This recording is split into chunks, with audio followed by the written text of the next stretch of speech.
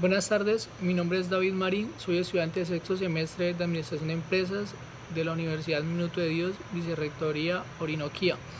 En este video voy a hablar sobre los hitos del modelo de desarrollo dominante. Empezamos. Los hitos históricos del modelo de desarrollo dominante, al tocar este tema, principalmente se hace referencia a las situaciones o momentos más importantes que han sucedido a lo largo de la historia de la humanidad. Generalmente se basa en cómo las personas o naciones más fuertes han hecho o han logrado oprimir o colonizar a los más pequeños o los más débiles. El primer suceso histórico surge en el siglo XVI con el descubrimiento, donde las ideas se transforman y hacen que el mundo o las personas se vivan entre los ricos y los pobres. Posteriormente serían llamados las naciones civilizadas y los pueblos bárbaros.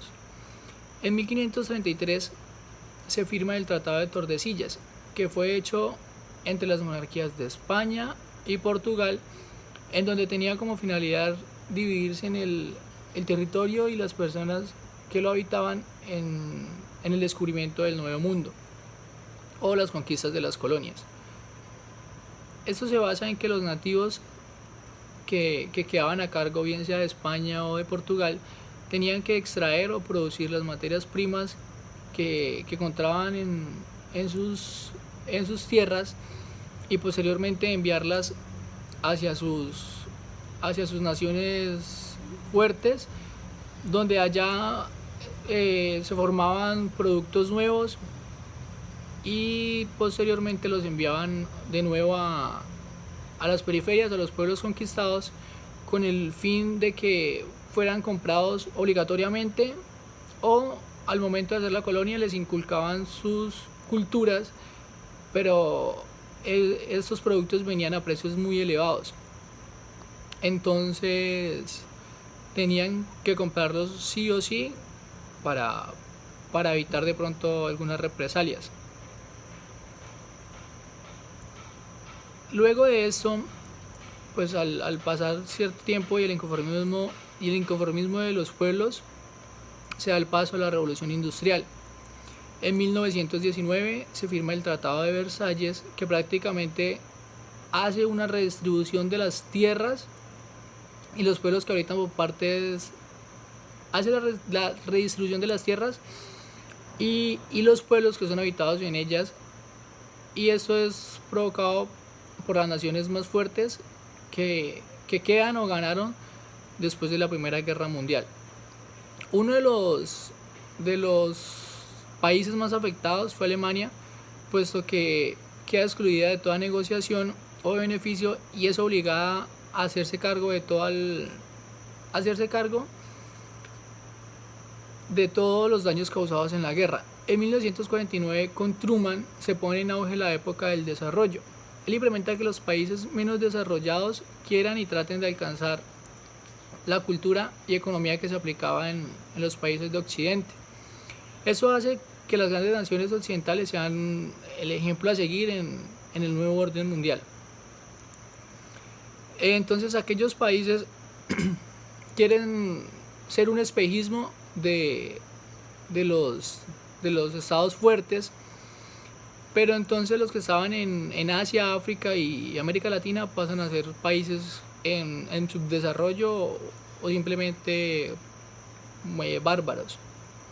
En 1960 surge la teoría del despegue, el del señor Rostock, donde él muestra cuál podría ser el camino para que los países llamados del tercer mundo tienen que seguir para poder surgir, y la idea de él fue que los países reciban ayuda económica o tecnológica de las grandes potencias, pero sin que el capital fuera acumulable o las inversiones muy productivas, no se puede hablar de una verdadera evolución o mejora económica. Pero para esto él implementa, o él se basa en tres requisitos que permiten el avance, que son la productividad agrícola, la existencia del mercado y la estabilidad política.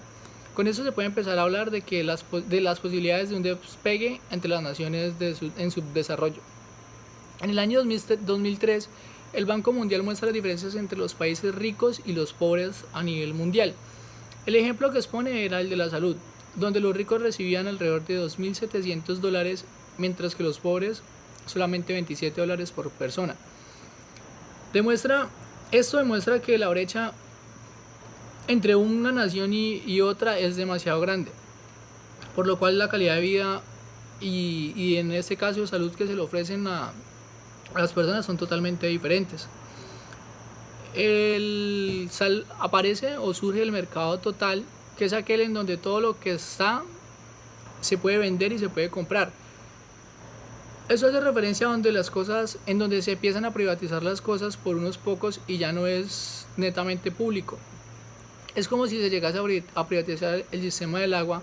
Al hacer esto, muchas personas e incluso países quedarían afectados, porque ya no es un beneficio, sino sería una mercancía, y dependiendo del lugar y la zona, dependiendo del lugar, su valor comercial podría ser muy alto. Entonces no estarían en capacidad económica para costear dicho beneficio.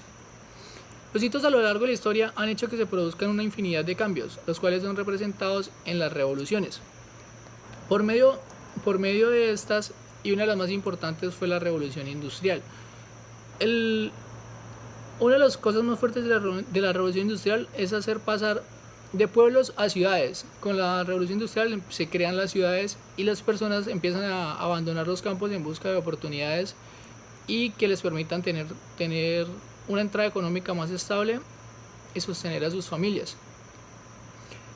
Como las personas fueron abandonando las tierras, las industrias se iban creando y esto formó las grandes ciudades. Algo que se borra de la cultura con las revoluciones es que la ocupación de las tierras ya no es por parte de los linajes ni los lazos familiares, y se forman los procesos de ocupación o los procesos de posesión de tierras por medio solamente de comercio. Ya no se hace por ser hijo de la persona que más tierras tenga o algo, sino simplemente ya se empieza a formalizar el comercio. Entonces la familia y las formas de entregar las tierras, como se venía haciendo durante muchos siglos, dan paso a que el comercio sea el encargado de manejar las tierras y todo el sistema de posesión.